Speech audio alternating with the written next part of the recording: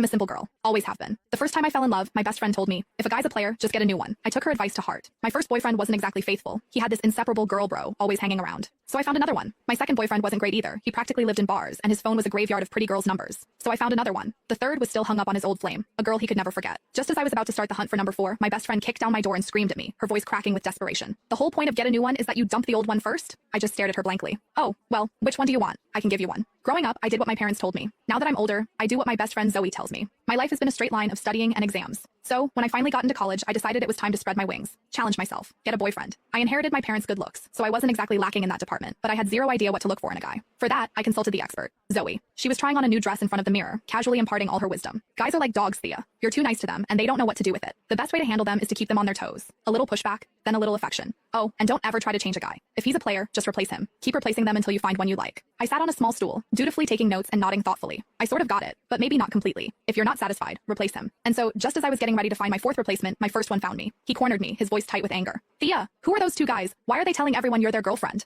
Liam was gorgeous. That was the first rule Zoe taught me. A guy has to be hot. If he's not, you'll lose your appetite just looking at him. I took that to heart. I met Liam at freshman orientation. He was a popular senior in my major, on stage sharing his experiences. I was sitting in the front row, and I was probably the only girl there actually listening to his speech instead of just drooling over him. So, after the event, he came right up to me and asked for my number. He started texting me constantly, checking in, walking me back to my dorm after class. On weekends, he'd take me shopping off campus, to the movies, out to dinner. He'd bring me bubble tea and snacks when I was stressed from studying. He even bought me a ridiculously expensive necklace. For the first 18 years of my life, my world had been a placid pond. Liam was the first stone to ever make a ripple. So when he asked me to be his girlfriend, I said yes. What I didn't expect was that after we got together, I'd discover he had a best girlfriend who was practically attached to his hip. On one of our dates, Liam's girl bro showed up uninvited. She slung an arm around his shoulder like they were buddies and winked at me. The girlfriend won't mind, right? Me and Liam go way back. We're totally platonic. Liam just sighed, but he was indulgent. Thea's super understanding. She doesn't get hung up on stuff like this. I just smiled, watching how close they were. I remembered Zoe telling me that some things were only for a boyfriend and girlfriend. So, were they a couple? What did that make me? The other woman? For our 1-month anniversary, Liam took me to an amusement park. We were having a great day, mostly because his girl bro Tanya was nowhere in sight. But as dusk fell and we headed for the Ferris wheel, she popped up like a weed. She had that same overly casual look on her face as she linked her arm through Liam's.